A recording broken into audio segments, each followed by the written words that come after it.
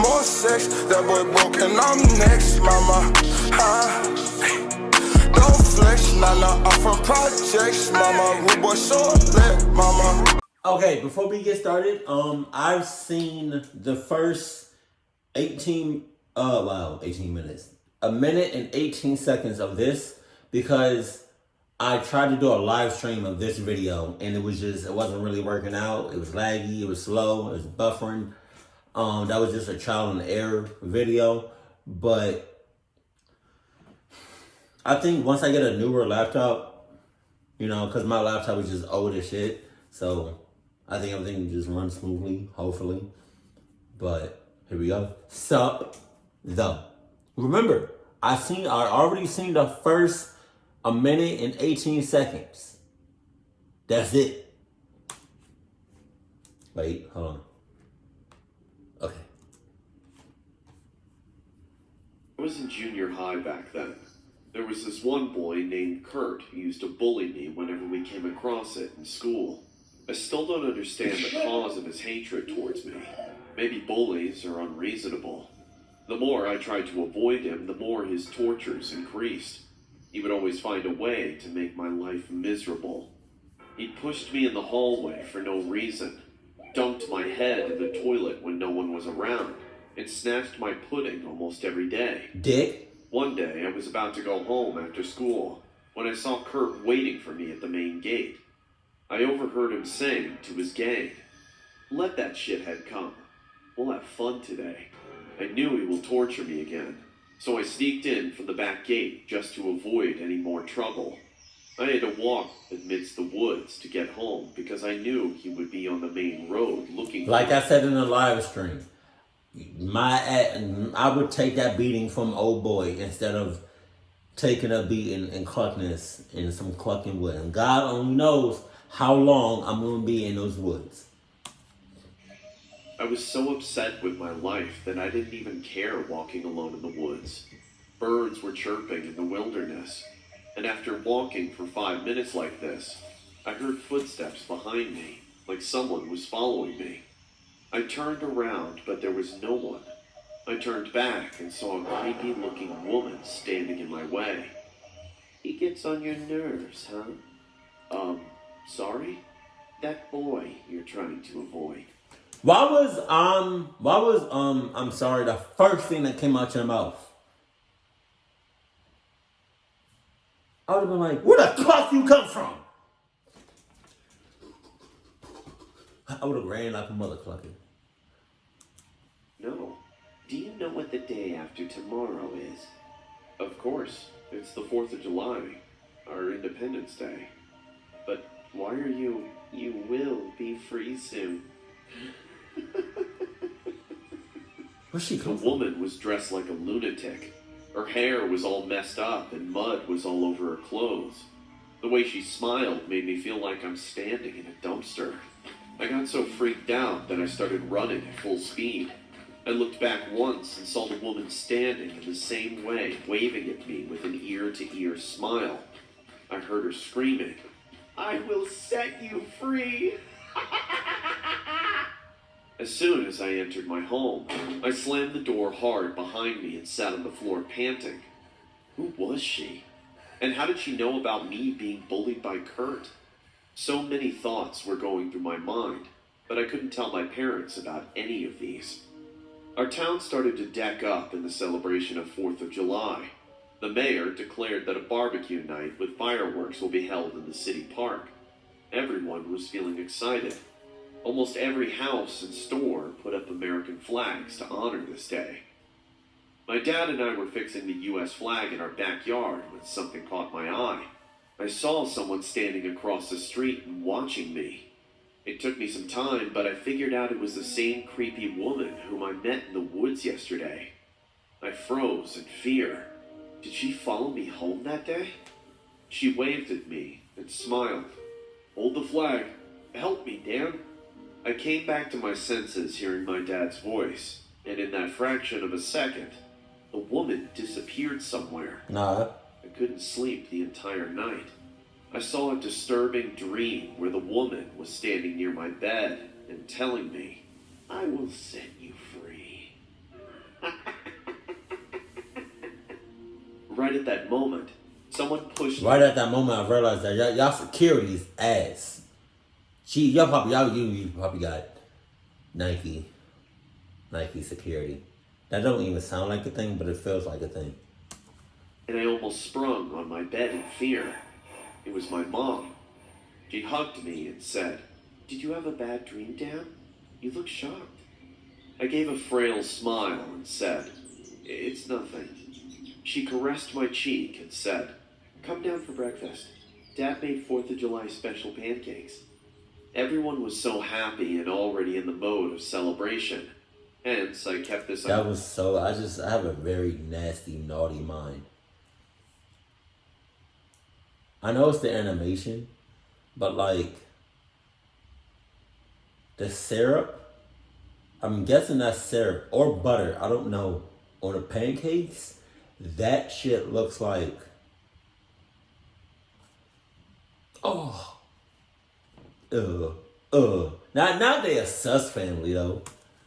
Hence, I kept this uncanny feeling inside me and tried to avoid whatever happened so far.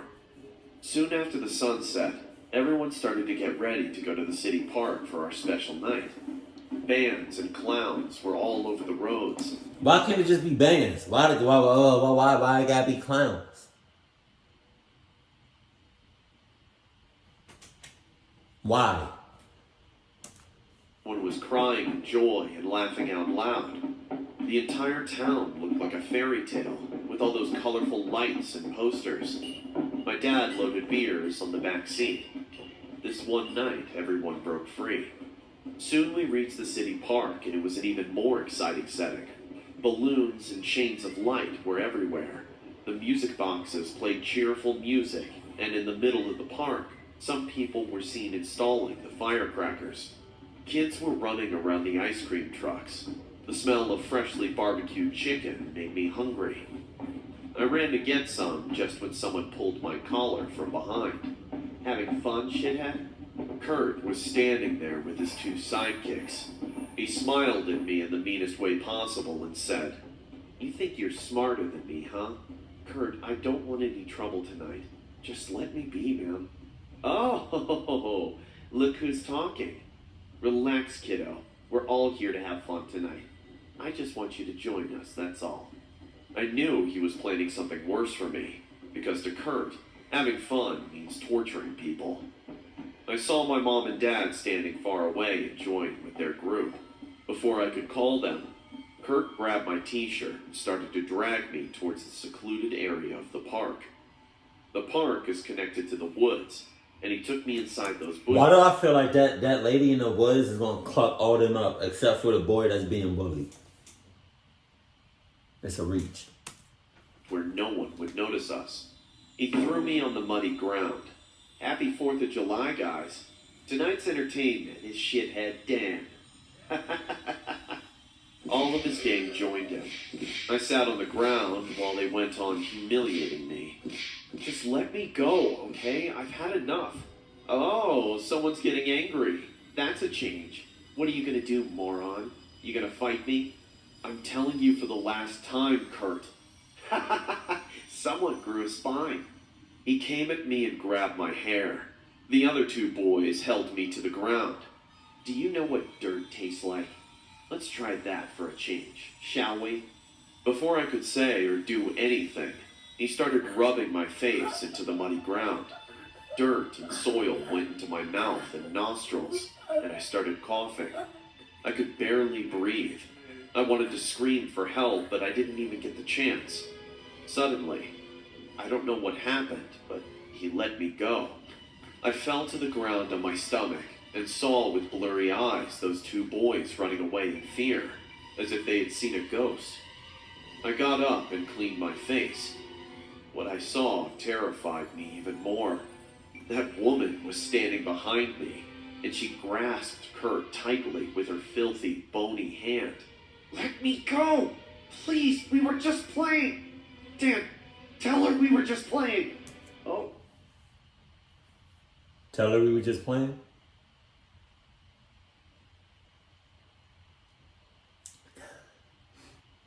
No, I'm good. I'm good.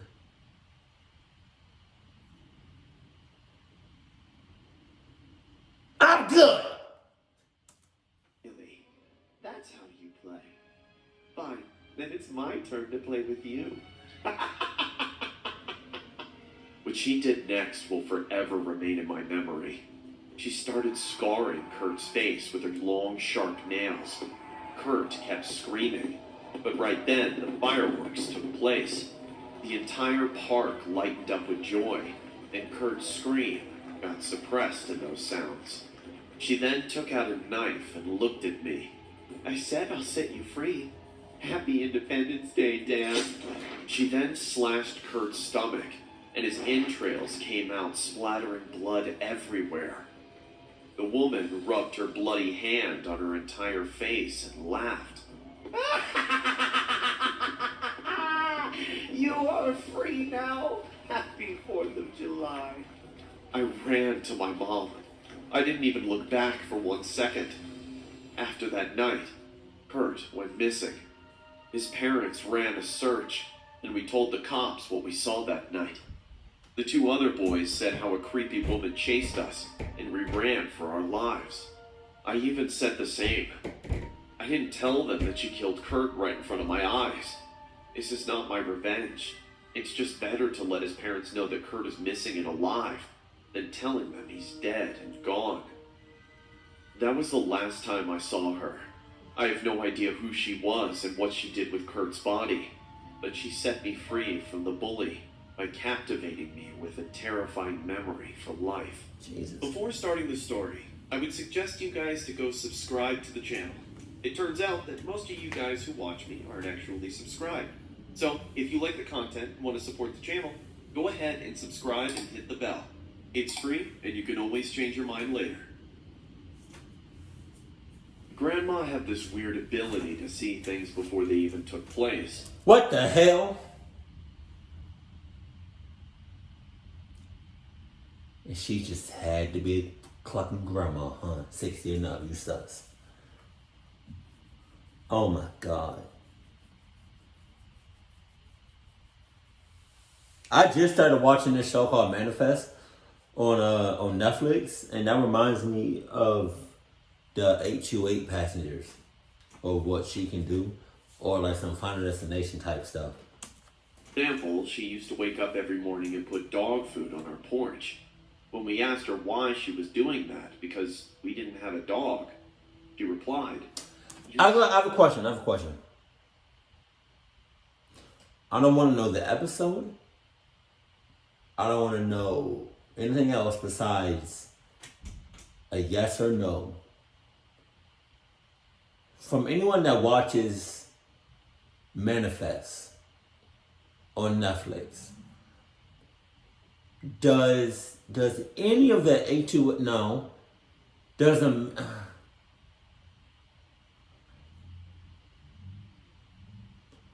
Does the major ever get confronted by the HOA passengers? That's all I want to know.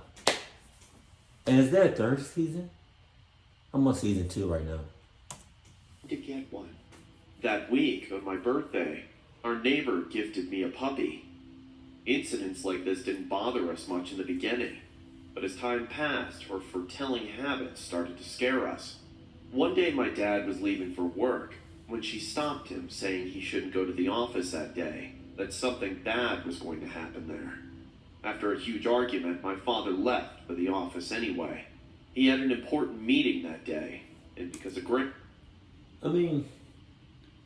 he caught up for doing. He just cut himself off for doing it because,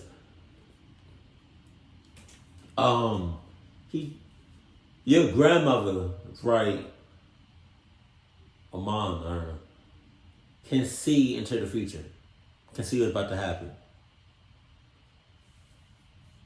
It's been certified. She can see what's about to happen.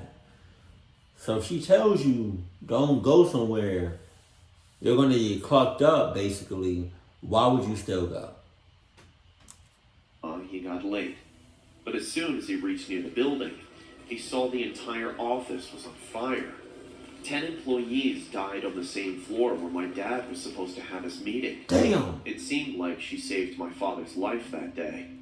After that incident, a weird belief grew in our house that if Grandma's saying something bad is coming, everyone stopped and listened to her. My mom always lived with fear around her. I didn't know how my grandma did it. Out of curiosity, when I finally asked her how she could tell what was going to happen, she said, "People tell me, only I can see them." Oh, no. I asked her who these people were, to which she never gave any answer. She only smiled and walked away. We never discussed her abilities with others. Oh, yeah? So you're not going to be straight up with me? You're not going to, you know what I mean? You're not going to just tell her like it is? All right, bet. So as clear as day said, who are these people? And you looked at me, acknowledged what I said, and just get up and walk the hell off. All right, bet. I get up and walk the hell out this house and sign some divorce papers and just start my whole life over again. Just start a whole new life. Because we feared the townspeople would call us weirdos. But some things are hard to keep secret. Even though we all tried our best to keep this underground, we couldn't at one time. I was 8 years old back then. My dad is the local sheriff, hence everyone knows our family quite well. One day I went to buy firecrackers and some decorations with my mom for the celebration of Independence Day. We were roaming around the shops when I heard a familiar voice behind me. "Gina, here!" I turned around and saw that it was my Aunt Helena. She lives across the street and is also a good friend of my mom's. My mom smiled and she came over to talk to us. "Already started prepping for the 4th of July, huh?" You know Paul. He and Minnie are getting too excited this time. "Hey Minnie, how are you?" "I'm good, Aunt Helena." Aunt Helena kissed me on the cheek and said, "Come on, let's go for ice cream." We started to walk to the food court while my mom and she chatted about the big plans for the celebration. Every year our town organizes a local fair, and that happened to be the main attraction of the night. We were heading home and I was in the back seat, while my mom and aunt sat in the front. We were almost near the house when we saw a gathering in the middle of the street. My dad was standing there with the mayor, and they were discussing something.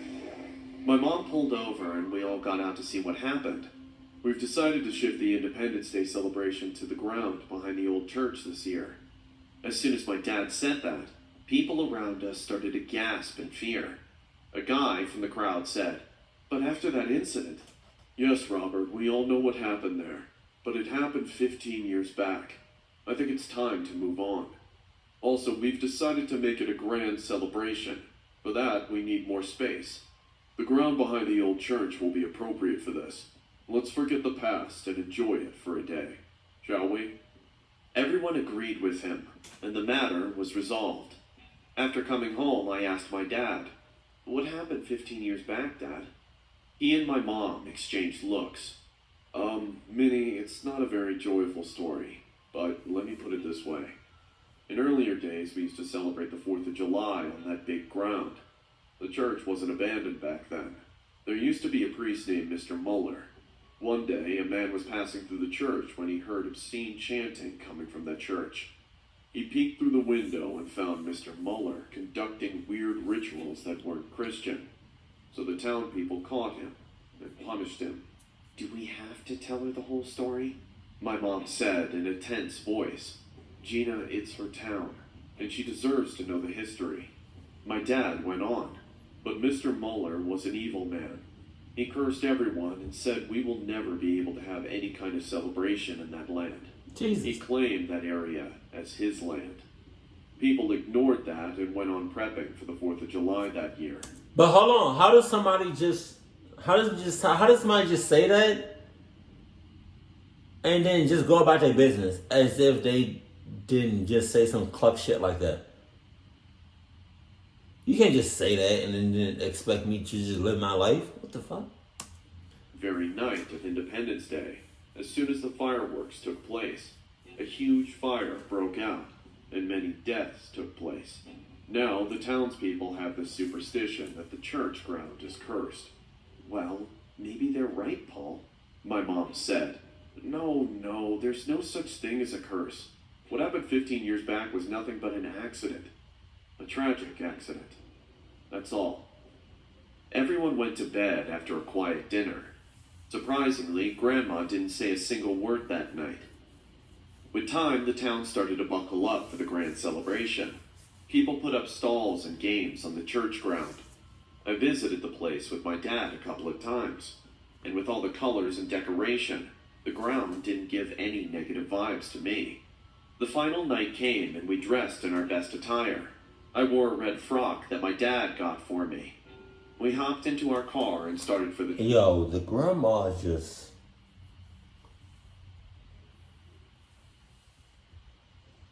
I do not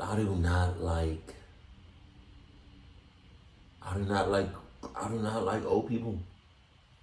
Especially when they look like that. And started for the church ground. When we reached there, I felt like I have come to a fairyland. It was indeed a grand celebration. The fair was filled with people laughing in joy. Kids were running here and there. My mom and dad got busy with the local committee, so I went to get cotton candy with my grandma.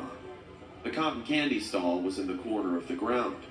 From there, the abandoned church building was visible behind the bushes. It's right there! Damn! As we reached there, I saw Grandma's face turning pale. She stood like a statue and kept staring at the church. What is it, Grandma?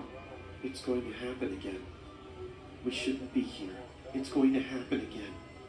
What are you saying, Grandma? I have to find your dad. I must tell him. My dad was helping in the fireworks preparation. I saw Grandma disappearing into the crowd, looking for him frantically.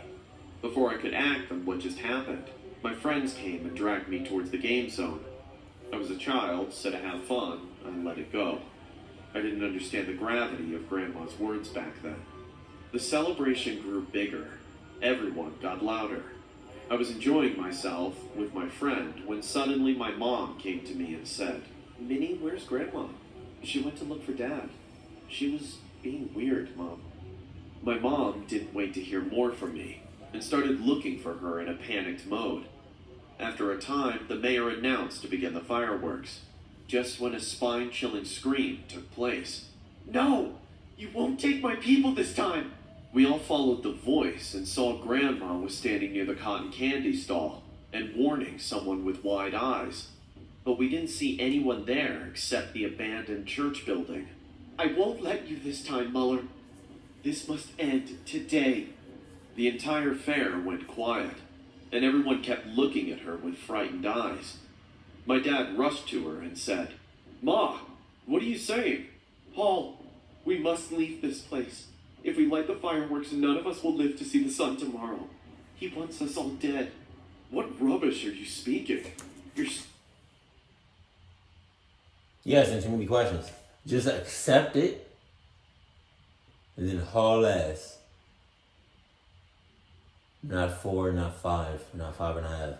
6 miles out from the cluckness of you at right now. And is that McDonald's behind him? Jesus. Everyone, stop it. No. You have to believe me, please. Paul, let's listen to her. You know she can see things. Oh, stop it, Jenna.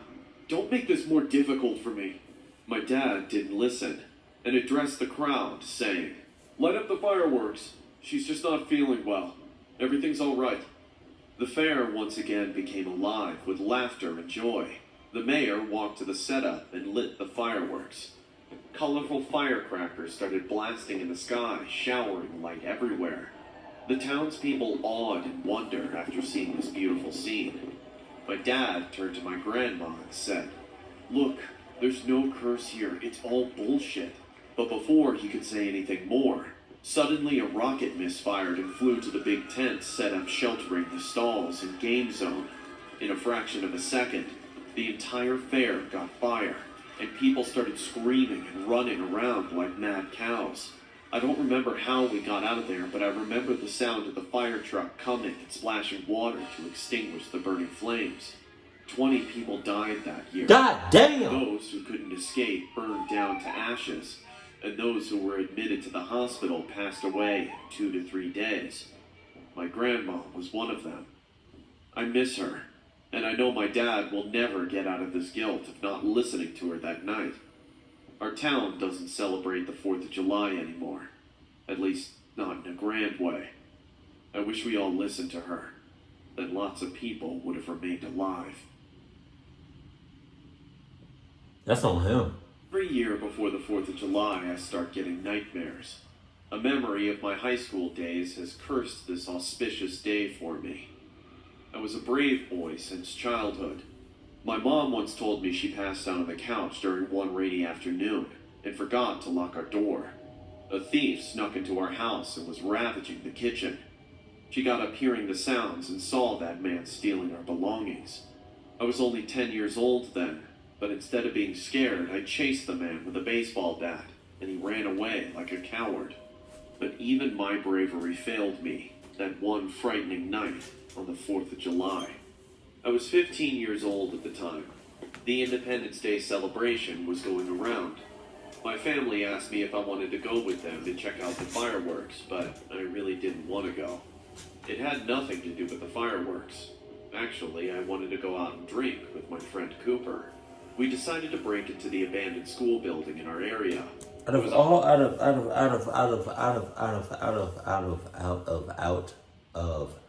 all places you could have gone. That's not what I'm saying. Spot for teenagers to smoke and drink without getting in trouble. I met up with Cooper and he had scored some pretty good stuff. I wasn't a smoker, but every once in a while I didn't mind. He was a bit worried that being the 4th, a lot of people would have broken into the school. But I assured him, saying so far we hadn't come across any other teenagers there. Like normal, we snuck through an opening in the fence surrounding the place. At that point, everything seemed perfectly fine. No red flags. There wasn't really anything to indicate that anyone else would have been there. We went behind the building and there was a broken door we used to get in. Still, there was no indication that we weren't alone. We found a room and began smoking and drinking a little bit. It was really nice. We weren't too far away from the fireworks display, so we could hear the fireworks going off in the sky. We were probably in there for over an hour when Cooper gave me a really weird look. He stared behind my shoulder, looking at the passage outside the room, and said, "Did you hear that?" "Hear what? The fireworks?" He shook his head. "No, I think I heard something over there." I thought maybe he was just enjoying a little too much. "Cooper, you better slow down on the beers. You're already starting to hallucinate."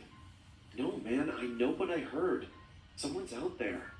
He insisted, though, that he heard someone in another room. When I suggested it was probably just more teenagers drinking, he decided we should go look for them and see if they wanted to hang out. I really didn't care too much to do that, but I went ahead with him. We were walking down the hallway. It was dark, but we could see because of the moonlight coming from the broken windows. Also, the flash of the fireworks were lighting up the school now and then. We walked almost for 5 minutes, and I still didn't hear anything. But Cooper kept telling me that we were not alone. There are people here other than us. I began to think that maybe Cooper was messing with me or trying to scare me or something. I had to brace myself waiting for him to try and scare me or something, but he didn't do that. I was getting impatient when suddenly I heard something as well. It was a firecracker. It had to be. I may have even heard it before, but mistook it for something from the display. There had to be someone in one of the other rooms letting off fireworks. No big deal, really. Fireworks were illegal for just anyone to have. The displays were done by the city. We came here for illegal drinking and illegal smoking, so it made sense someone might come out here for illegal fireworks. So we followed the sound and eventually found the room. There was an open doorway and there was a little bit of light coming from it. We decided to go through the doorway and introduce ourselves. Cooper told me he'd offer them smoke so they wouldn't take us as threats. I mean, that was the plan we had in mind. As we looked inside the room, we froze. There were 2 people in the room, but they had weird pig masks on their face. One had a pig mask, and the other wore a wild boar mask with long teeth. The pig mask guy was sitting on the floor with a bunch What y'all doing? What y'all doing? Let me know in the comment section. What I'm doing?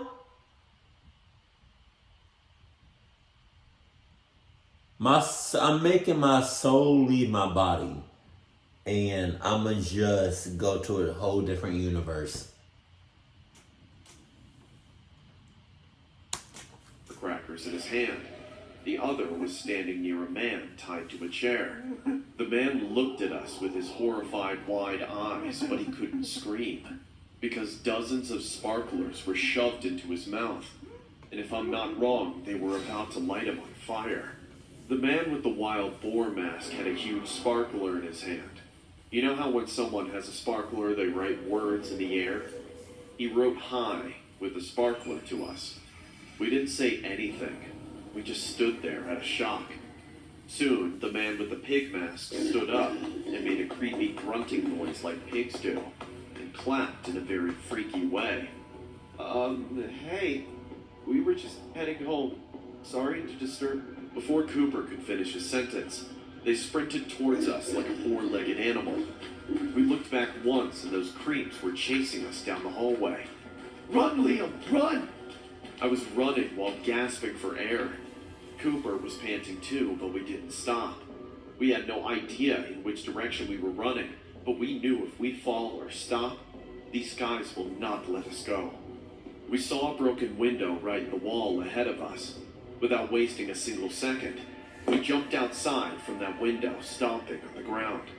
I took out my phone and dialed 911 on our way home.